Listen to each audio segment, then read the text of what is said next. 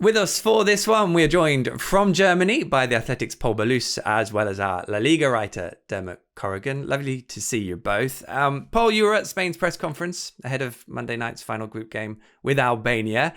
Luis de la Fuente, he was playing down the comparisons to Spain's tiki-taka, all-conquering era. Is he right to do so, do you think? Has everyone got a bit carried away after 2 games and 2 wins? Yeah, I mean that's the classic stuff that you will see from like Spanish media after like a couple of games, like playing so well, knowing that they are probably the best team in this Euro. So yeah, it's normal that they get carried away. It's something that you could expect, but I think that Luis de la Fuente was right in terms of like playing this down. The noise is loud, and like the time of truth is still not here. So like deep down, they all know in the Spanish camp that possibly like the time to prove that this is a truly great generation is going to be now in the round of 16, of course, but truly on the quarterfinals where they might be supposed to face Germany. So like everything is going so well now, but they still have to prove it. So yeah, that's basically the main reason why he played down all this noise about comparing this team to the 2008 one. I mean, Dermot, going into this tournament, it's kind of the narrative as where we are now. No one was really had Spain amongst necessarily their big favourites at the start, or certainly I'm sat in England, so maybe that's just an English perspective. What did you feel that the level of expectation was coming into the tournament for Spain? No, it's true. The expectation weren't super high. Spain realised that they were in a tough group, or thought they were in a tough group with Italy and Croatia especially, and they knew that they had a coach who hadn't proven himself at senior level really before. They had a lot of new players and young players, so the expectation levels were quite low. Speaking to some people around the squad and people who know the players, and that they're surprised themselves at how well things are going. Really, that to have beaten Croatia so emphatically and then to have played so well against Italy, even though it was just 1-0 in the end, they're happy with how things are going, and they're not comparing it to the 2008 team or the 2012 team yet, but Spain are ahead of expectations so far in the tournament, and as Paul said, the excitement is growing. You know, a lot of people in the media are getting carried away, but around the squad, they're happy with how they are. Maybe they can rest some players tonight, but they are looking forward to that quarter-final game, which is, you know, where the real test is going to come. Yeah, Dermot, I had some of the... Assuming they win the last 16, I should say there. Quite. We can assume that for now. That's fine. I mean, Dermot, did Spain's performances at Euro 2020 and then the World Cup in Qatar, did some of that lead to the expectation level going into this one? Yeah, it's difficult to say because it's so wrapped up in the figure of Luis Enrique, and I think people had kind of forgotten a little bit about Euro 2020 and had remembered a lot about the last World Cup, and especially how they went out to Morocco in that game. That was a huge disappointment for Spain.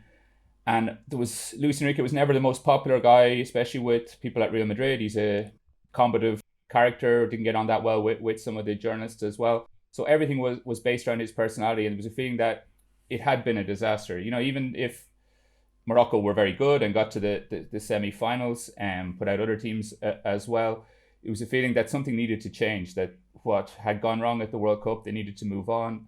De La Fuente is a completely different character to Luis Enrique. He does have a different style of play. It's not chalk and cheese. It's not completely different. You still have the same kind of type of players, but he has introduced new players into the squad, has tweaked the way of playing as well to be more direct, and that's generally been welcomed within Spain. Partly because Luis Enrique again was such a polarizing character, but also partly as Spain realized that they needed to modernize their way of playing, or they had a better chance of winning if they modernized their way of playing. Yeah, Paul, it's really interesting with De La Fuente taking over and how his style compares to, I guess, the tiki-taka kind of era that most people will associate with Spain since Euro 2008. Yeah, but basically, as Dermot was like explaining here, that all comes down to Luis Enrique and the reasons that he was sacked. Basically, the reasoning, like the football reasons behind his sacking was that Spain were like playing handball, playing like passing the ball from one side to another, but not really attacking. So that was basically like the main mission of De La Fuente. I'm gonna say that his job was at risk not that long ago. He lost against Scotland in the qualifiers not in a great way, and then they went to the Nations League final in a competition that if they wouldn't have won, we could have seen Luis de la Fuente being fired, basically, because the results were like far from expected. But then out of the blue, they won that competition, playing reasonably well. And then just after that, you start winning more games on qualifiers, and Lamine Yamal and Nico Williams appear. So that's basically like a train that Luis de la Fuente has wanted to take advantage to. And I think that he's been really clever, in my opinion, with the squad selection. Because apart from young players, half of this squad has been on the Luis de la Fuente in Spain's youth ranks. So basically, he knows every personality in here and how they deal with everything. And like knowing that Lamine Yamal and Nico Williams have to play this sort of important role being so young, I think that he's been really clever with the sort of backup players that he's brought in. Because Ayoce Perez, for example, he's a guy who is 30, he's going to be 31 this summer. He's just being here for him is a dream. He's not going to dispute that Nico Williams is ahead of him. He's like a veteran figure, so just Joselu is, which is in the same situation. There are people who are just happy to be here. They are thrilled to be like a backup. They are going to add something in the minutes that they have, and they can be these sort of mentors that the young players need. And that's basically doing like a great mix in the Spain camp. And when you ask around, when you walk around Donaueschingen, the place in the Black Forest where they are based, they all highlight like how good the spirits are, how healthy the mood is, and they believe that this is the real strength of the Spanish side. That the balance on and off the pitch is so well rounded. So, which leads me to wonder, Paul, why did they opt for De La Fuente off the back of Enrique as an internal appointment as well? Basically, because as Dermot was saying as well, as the confrontive character that Luis Enrique was with media, a guy that did his job and didn't care about the consequences. I think that De La Fuente is more a cohesive guy. He wants everything to be right. In the little spark that he sees of toxicity, he basically runs away from it. And I think that we have seen that in the case of Dani Ceballos, a player that was like really protected for De La Fuente in Spain's youth ranks. But he came to the first team, he was called up. He got a bit of a tension with Gavi coming from Clásicos. He brought that to the national team. Luis de la Fuente intervened, saw that. And basically Dani Ceballos has not been here anymore. And the same with like Sergio Ramos. When they lost against Scotland, the prospect of like bringing Sergio Ramos back was on the table. Like bring some experience, a player that can lead all this young group of players. But De La Fuente said, no, I'm going to trust this like young generation because I want them to develop, I want them to grow and to learn the ropes, basically. And that's what he's done and what he's brought and his main obsession. And having all this together, I think that the football side of it has just come along, basically. It's so interesting because so much can be about timing, can't it? And you produce a framework, but you also need the right players to come through, which we'll obviously talk about in a tick as well.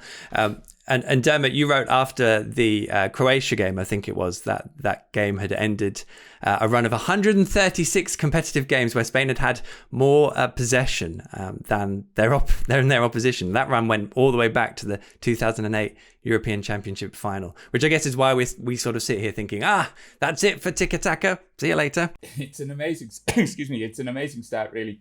A lot of it comes down to also how opponents have always sat back against Spain, that they knew that they were up against it. You had guys like Xavi, Iniesta, David Silva, Cazorla, Cesc Fabregas, all these super playmakers. So whoever was playing in Spain, whether it was a minnow in European football, or even if it was Germany or in England or whoever, they knew that their best chance was to sit deep, defend it, and try to hit on the counter. It was a bit of a coincidence maybe against Croatia that Croatia had that midfield with Modric and Brozovic and Kovacic, who themselves are, technically very good. Spain scored early in the game. Croatia had to come and attack them. So there were kind of circumstances around that. But it's been kind of taken as a positive almost for Spain that they lost the possession stat was like a good thing for Spain. It was good for De La Fuente's image, I think, with players or with pundits especially, and with fans in Spain and outside of Spain. I would also say that everybody, going back to Del Bosque, the Spain coach who won the World Cup in 2010 and who started off that amazing run of possession, they've known that they needed to, or they've wanted to change, become more direct. You go back to Diego Costa at World Cup 2014.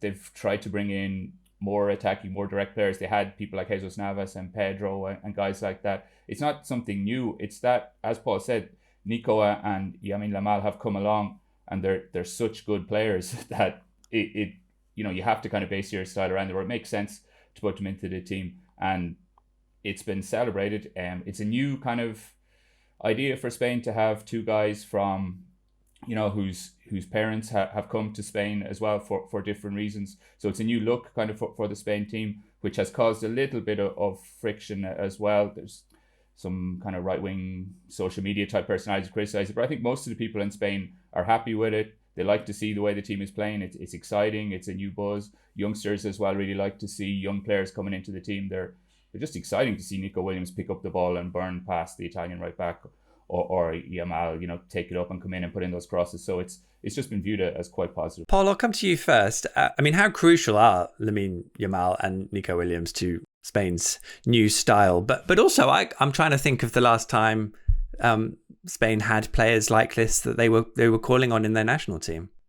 They are fundamental, and I think that the most impressive thing is that everyone knows it, and they are like, the oldest of them is like 21. So I think that, basically Spain know that they would rely on those guys like quite heavily.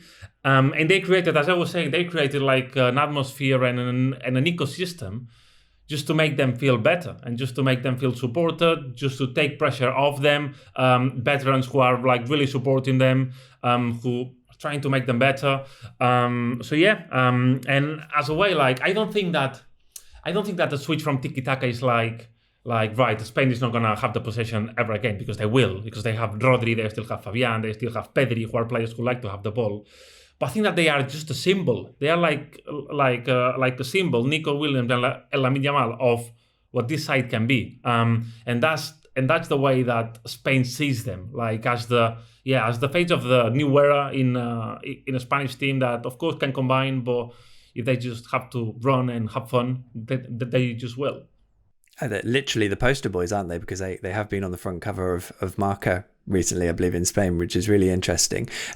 Dermot, we were talking about this last week as well, in terms of Germany and Julian Nagelsmann, and whether you can create a sort of club in tactical structure at international level, whether some of that is seeping in more into national setups. How difficult do you feel that is in terms of balancing that and what you want to bring in tactically with an international setup? Because, the time is obviously so much more restricted, and De La Fuente does seem to have a side that is what he wants it to be right now. Yeah, it is super difficult, and it is what Luis Enrique tried to do with Spain. Like, he had them as like a machine, that everything was planned out, was practiced on the training ground, that if the left winger goes up high, the right guy has to cut in. And especially when they lost the ball, that they all pressed as a unit to scrunch up the pitch and try to squeeze the other teams.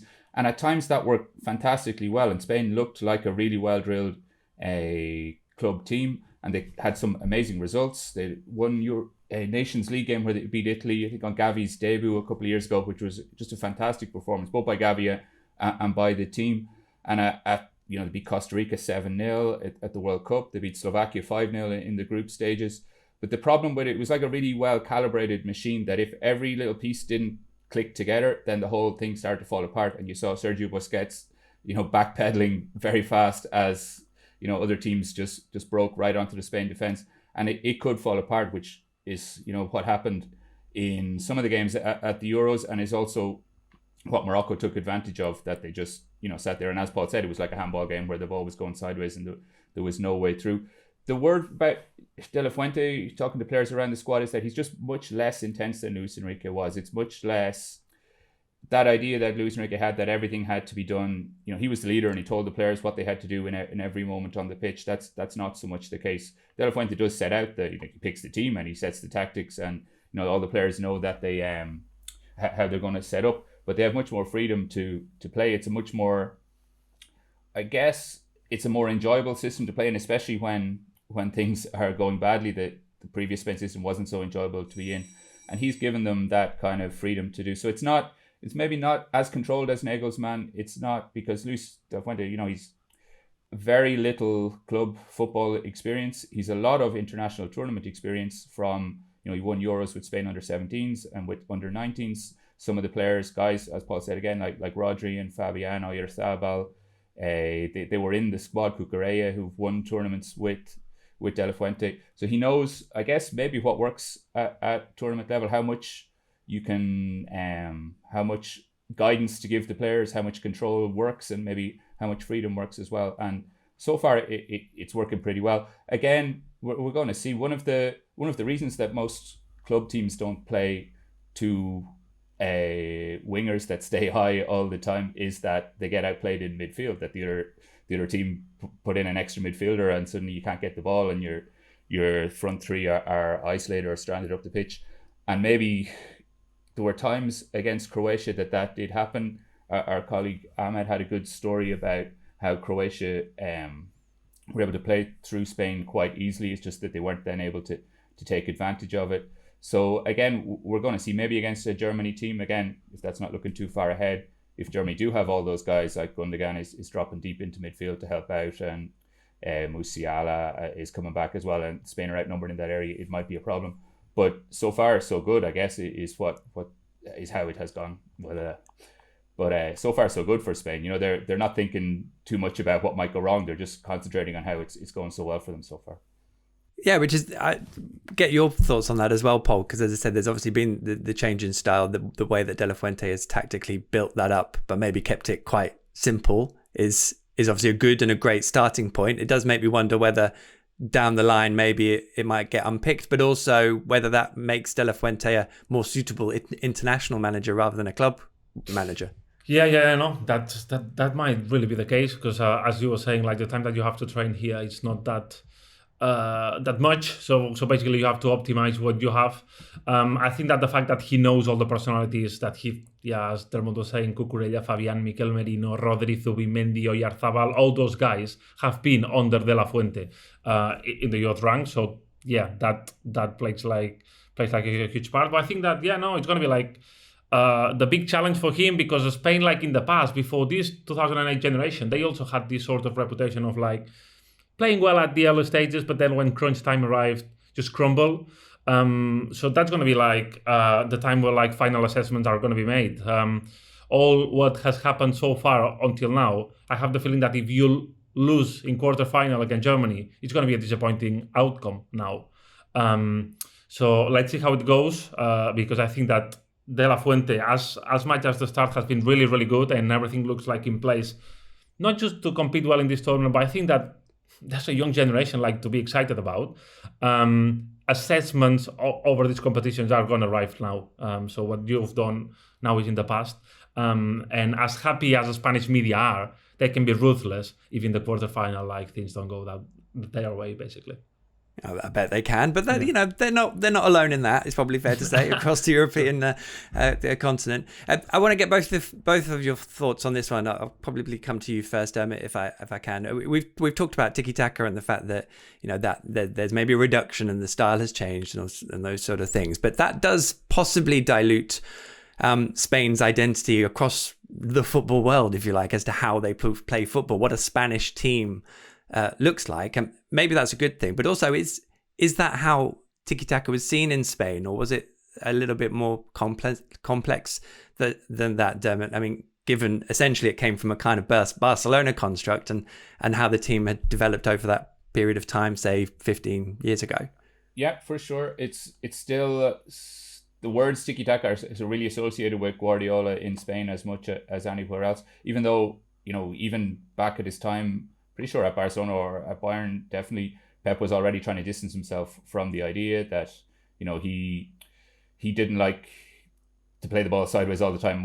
That's not how he didn't associate himself with that idea. He associated himself with fast breaking moves, with, Xavi squaring it to Dani Alves down the wing, who pulls it back and Messi arrives to score it. Like that's what he would remember at Barcelona, not all the passes going sideways against Chelsea and Fernando Torres running up the pitch to score. Like it depends kind of on what games you've seen, I guess, or what your perspective is.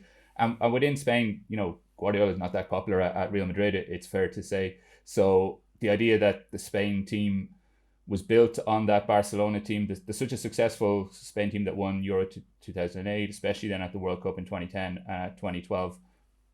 There was some people in Spain who would have preferred them to play a different way. Del Bosque himself got criticised for things like putting Busquets into the team at World Cup 2010. That was seen as too Barca-y or whatever. And then playing Cesc Fabregas as a false nine at Euro 2012 again was seen as not Spain, because Spain would have, going back to before Guardiola, would have an idea of themselves as like La Furia Española, which was like a hard attacking physical team, not the aesthetes of tiki-taka, if you can say that. So it's a super interesting debate. And again, Luis del Fuente has played it very well. He knows all this really well himself. He's come from within the federation. He saw what happened to Luis Enrique. He would have been, very quietly watching what was going on with Luis Enrique when he was the under-21 coach and the Olympics coach 3 years ago because of COVID. So he knows what he's doing, and he's well aware of these debates. And as Paul says, he tries to keep away from anything like that. Rubiales as well. He's very clear that he doesn't want to talk about that. He wants to get everybody behind him. He spoke a lot before the tournament. At the launch of the squad, he asked the journalists to pretty much ask the journalists to be part of the family that he's building, to come on side, to not be critical, to play our role in success for Spain, which some people will go along with, other people might think that's not the role of the journalists at the tournament. But he knows the PR game, and he's played it pretty well so far. How about your thoughts on it, Paul? No, I totally agree with that. I also think that there's a fact, like with the current squad, that they were tough calls to make in that international team. It's not just that De La Fuente picked up like the most like sensible squad and just make sense. I mean, there was tough calls to make, such as like Nacho and Laporte. Who do you play? I think that the Madrid-based media wanted Nacho to play, but Laporte was the starting centre back for De La Fuente. But I think that everything like went smoothly perfect, because like Laporte gets sort of injured in the first game, so Nacho can play. Everyone is happy. Then in the second game, Nacho got injured, so Laporte can play. He is happy as well. So everything is well balanced. There's no tensions around. They're like then with Fabian, who was always expected to play next to Rodri. He had never been this brilliant, and if you don't play well like in a game, possibly he would have been one who was taken off, or Mikel Merino, or for whoever to come in. But like out of the blues in the first game, he played like the best football that he's ever played for the national team. And then there was also like the Pedri debate. Pedri came into these Euros as possibly not being a starter because Dani Olmo was.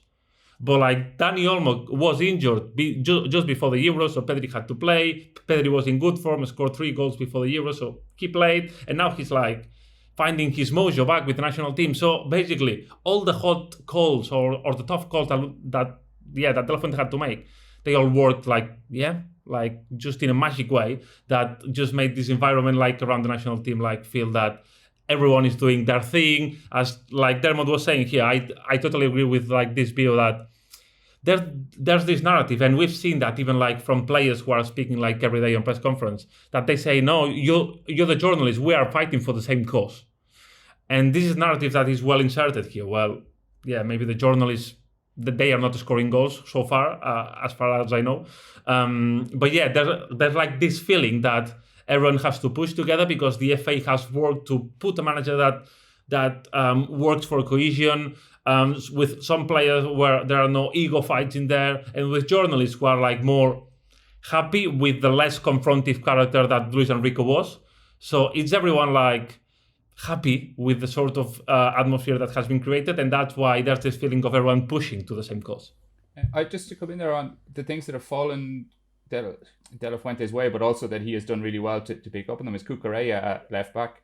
Because Jordi Alba was left back for the Nations League win, national captain last year. He moves to Miami, and there's no obvious left back to come in. I think he has picked 6 left backs in the last 12 months in squads. Cucurella wasn't in the squad for the most recent friendlies, like back in March when he was kind of putting together the final thing. It was going to be Jose Gaya, who's the Valencia captain, who's a very good player in La Liga, but has never really established himself with Spain. Gaya got injured. Cucurella came in for those games, did pretty well. Then Gaya got injured again, so was no way he could go to the Euros, so Cucurella was in position. But it was also Grimaldo, who had an amazing season at Bayer Leverkusen, playing, further up the wing, but like more than 20 goals and assists. One of the best players, one of the standout players in Europe this season. But then if you put him behind Nico Williams, does that fit really well? Maybe Cucurella is a better bet there for balance. And I think it has been a better bet for balance. Most of us assumed Grimaldo would play, but De La Fuente made the right decision. I think it's fair to say, and it's paid off really well. Fantastic. We've touched on the tactical changes and setups. Actually, Sam Lee wrote for The Athletic about a rebellion against Pep Guardiola football, with this tournament being a bit more about off-the-cuff football for Spain. And I suppose one of the things that results from that potentially is a slight resurgence in forward options that are more direct. And Dermot, I guess that leads on to Alvaro Morata, who I guess we probably didn't expect to be excelling in the way he is at this point, given recent and previous tournaments. Morata is such an interesting character, such a roller coaster. It's always a roller coaster with Morata. He's whether he's in form, whether he's confident, whether things are going his way or not. And he came into the tournament under a cloud for sure. He hasn't had a great last 6 months at Atletico Madrid. A little bit of a inside the Athletic. We did a piece on how Morata had finally put his dips and roller coasters in form behind him around last January, speaking to some people who knew him about how he was a more mature character and how, he put all that stuff behind him and immediately went on a run where he scored 2 goals in 4 months and got dropped out of the Atletico team. So again, he's the captain of the group. There's nobody else really there was no obvious other centre forward to play in the team. And De La Fuente has stuck with him, has put his arm around him, said, "You're my leader for the group." And the tactics do kind of suit him. He said when he scored against Croatia, he said that, hang on, I know that's kind of a bit all over the place there. After the Croatia game, Morata was straight away onto the TV and they asked him about the goal that he scored to open up the game. And he said that it was different because he knew that the guys were going to pull wide, that the 2 wingers were going to run wide, so he was going to have space down the middle. Fabian knew also that it was going to be like that. So Morata immediately set off on the run, whereas maybe under Luis Enrique, he might have come short for a ball to make sure they kept possession, maybe play a 1-2 and allow the defence to get organised again before they went on the attack. Whereas in this case, he set off. Croatia defence was a bit all over the place. The ball from Fabian was brilliant. And Morata didn't have too much time to think, could just put the ball away, and it was 1-0 Spain, and suddenly their tournament was off. Having said that, would you put all your money on Morata to score the winning goal against Germany in the quarterfinal? We're just going to have to see, I guess. He's such an interesting character, such an up and down guy, but he is capable of really good things. And so far in the tournament, it's worked out pretty well. Yeah, maybe the case of keeping him up, I suppose. I mean, it's interesting as well, Paul, if we take it on to the Italy game where, ultimately Spain should have won that game comfortably. And in the end, they were relying on an own goal from Italy to kind of get it done, and they're going to need to be more potent than that, clearly. Yeah. I think that they really were against Croatia, so that they had the both sides of the coin in 2 games. But no, just on Morata, I think that he's quite underrated in international level. I mean, he's apart from being that the 4th top scorer in Spain history. His record, with Spain, I think that he scores a goal every 130 minutes with Spain. So that's pretty serious. He scored a goal in the semi-final of the last Euros against Italy in a game that Spain deserved to win. And most importantly, which I think that is the most important point that he has in this team, is that he's possibly the most popular character inside the squad. He's a funny guy. He's a well-loved guy. We might not have this picture of him because even when he speaks to Spanish media, he seems to be sort of afraid of all the narratives that there are and the rumors and the noise around him, and he has to navigate through that. But inside the dressing room, when you speak to players and to the guys who are in there, it's incredible. It's incredible how much they love Alvaro Morata in this sort of veteran figure who is being given the role of being a role model, and he has taken it happily. And I think that makes him a crucial part of this Spanish squad, and the main reason why he's he's just not dropped, but also he's just like a fundamental piece of this starting 11. We've spoken about two of the crucial figures to this new look Spain team, if you like. We're going to return to one of them now, which is Nico Williams. He's been as eye-catching as they come. And these things always lead, of course, to future discussions, don't they? I mean, surely they'll move clubs or what have you. It's an interesting one. He's come into the tournament and there's a €55 million release clause in his contract. I mean, the fact I know that means that obviously that's out there in the public domain and it becomes a discussion. Dermot, how do you view where Nico Williams is at and how that looks? He's in a tremendously powerful position at the minute. He's come through at Athletic Bilbao, where his brother Iñaki is a key player in the team as well.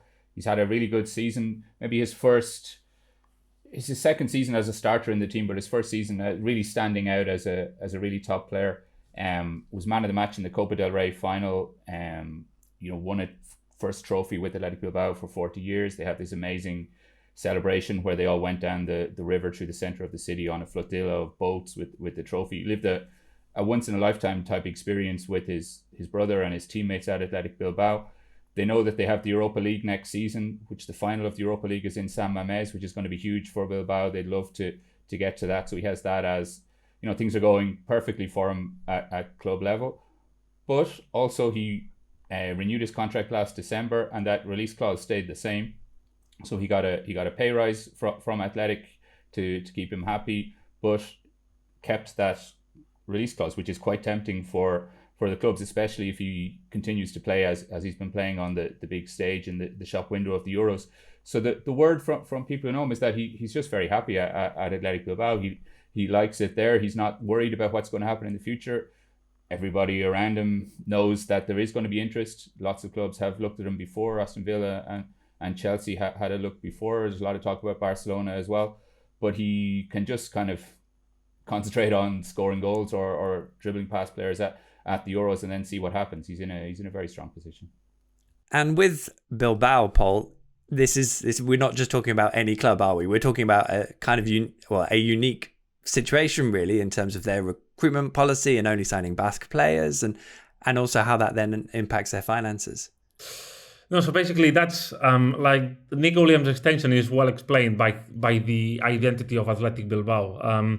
Basically, as you were saying, they cannot sign like foreign players from the Basque Country. So basically, most of the players that they have in the squad are basically academy products or players that they can sign from other teams. But they are working in a reduced pool. So basically, they are not spending that much on signings. That makes Athletic Bilbao a club in the position to be willing to give a proper salary to their players, basically, because that's a good way to like retain them, to make them feel important. That's been the case with, as far as I can remember, Iñaki Williams, Nico Williams' brother, signed a 10-year contract extension at Athletic Bilbao because they just can afford it. And with Nico Williams, it's a bit just the same. And I think that his extension earlier this season, it's a deal that benefits both sides of it, because Athletic Bilbao, they know that Nico Williams is happy at the club. And with this new contract, basically, Nico now has a more than decent salary. And if he wants to leave, it's going to be because he really wants to leave. But as far as they manage to keep him happy, he's not going to be in a particular rush to leave. So despite the release clause, despite everything, this has been one thing that clubs that has inquired or explored around his release clause have found in Nico Williams. He's not going to be he's not going to be a player that you can offer like a lower salary and like you can seal the deal, because he's not on that. Yes, so basically that's a good position for Nico Williams to be in too, because as Dermot was saying, he's absolutely happy in Bilbao. He's in no particular rush to leave, and it gives him the power, because I think that he envisioned himself that he possibly want to stay all his career at Athletic Bilbao, and at some point he will like to have like some sort of different challenge, but he's in no particular rush to be in that point. So yeah, basically like whenever he decides to go, he will be willing to choose. Athletic Bilbao for sure are gonna try to make their best in every season to make sure that Nico Williams is happy. But if at some point he wants to leave and all the parties agree to that, they have a release clause and they have a price that is gonna make everyone happy here. But that's like mainly the reason why when you see the release clause, you might think that, oh, that's an easy deal to do. Any big team is going to sign him, but it's not that simple because there's a lot of angles in there. And let's see what happens with Nico Williams this summer for sure. Yeah, quite. Oh, sorry, Dermot. Just to come in there on, it's always really interesting to see the players at Athletic Bilbao because they know they have that connection, unique, as you say, to the club. They're playing with, often they're playing with people who seem like their family. And in Nico's case, he is actually playing with his family. And sometimes the grass is not greener. With Kepa moved to Chelsea a couple of years ago, he was happy for Chelsea to come in and pay his release clause, but then things didn't go so well for him. Even looking back to people like Fernando Llorente and Javi Martinez or others who have left Athletic Bilbao, and it hasn't always worked out as they want. Players also have another opportunity, like Unai Simon, the Spain #1 goalkeeper, is also Athletic. He signed a new deal on a very good wage as well, and he kind of declined to have a release clause in his contract. By law in Spain, everybody there's a legal figure that can trigger it, but you don't have to trumpet it and talk about it too much. So Unai Simon was like, no, I don't have a release clause. I'm committed to Athletic Bilbao. I want to spend my whole career here. In Nico's case, they decided to keep the release clause the way that it was, and we all know about it now. So it's kind of a hint to how they were trying to keep their options open, whereas he is committed to the club and he does love playing for them and everything. But as Paul said, at some stage, maybe in his career, he'd like to play somewhere else as well, and he's in control of the chips at the minute. His case reminds me a bit to Aymeric Laporte. Aymeric Laporte extended his contract at Athletic Bilbao when he was supposed to join Man City. But then like a year after, he felt that he was ready for another challenge. He kept his same release clause, and whenever he felt that it was the right moment for him, he ended up leaving. So I feel that with Nico Williams, it might be like a similar situation. Now it's going to be down to the player and to the club to see if they match their own expectations and what Nico Williams wants for his career. Every day is a school day. I didn't know that was a requirement in Spanish law to have the release clause in, which is interesting. Paul, Barcelona have been said to be one of the parties interested. Mikel Arteta, obviously Arsenal boss, is an admirer as well. It's all good stuff. How much of a barrier would it be for the fact that Nico Williams' release clause would have to be paid in full upfront, because so many deals are obviously split into these sort of payments over a number of years? This is a huge thing, especially with the financial regulations that we've seen coming into the scene over the last windows. We know the situation that Barcelona are in for the club right now. It's impossible to pay 55 million in once, basically, and the club knows that they need to sell a big asset before being in a position to make a signing such as Nico Williams. But it feels so right in all departments inside the club, to go after a player like him. First of all, because Deco, sporting director, is obsessed with adding a new left wing in the club. He wants that. He feels that this is a profile of player that they want. Then because of the age that Nico Williams has, he's 21, he has his full career ahead of him. And then third, and most importantly, because of how close he seems to all the Barcelona guys here at the Spain camp. He's Lamine Yamal's best friend. They get along they are together all the time in the team's hotel, but he gets along really well as well with Pedri, with Fermín López, who is here as well. So it looks like from the outside that he's being sort of courted or trying to be just persuaded for this Barcelona group of players come and join us. I've seen Lamine Yamal in several interviews saying that he would love to have Nico Williams in his team in the future because he loves playing with him. Defenders have to focus on Nico Williams and not just on him, so it's more easy to play. It looks like the perfect fit for Barcelona in that regard, from a dressing room level, for a football level, for what they want for the club. But then there's the financial dimension, which makes everything almost impossible in Barcelona. And is always worth a podcast in its own right, but we're going to leave it there for now. Thank you so much, Dermot and Paul, for joining us. Thanks to all the production team. If you're looking for some more podcasts, don't forget the Totally Football podcast has reaction from the Euros, and our daily football briefing show brings you all the news from both the Copa and the Euros inside 10 minutes throughout the summer. We'll be back tomorrow for a deep dive into one of the day's biggest stories. Until then, thanks for listening. If you want to watch more episodes of the show, please subscribe to the channel. We'll be joined by the likes of David Ornstein, Matt Slater, Adam Crafton, Carl Anker, and plenty more through the season. If you'd like to listen to the episodes in full in audio form, search The Athletic FC wherever you get your podcasts from.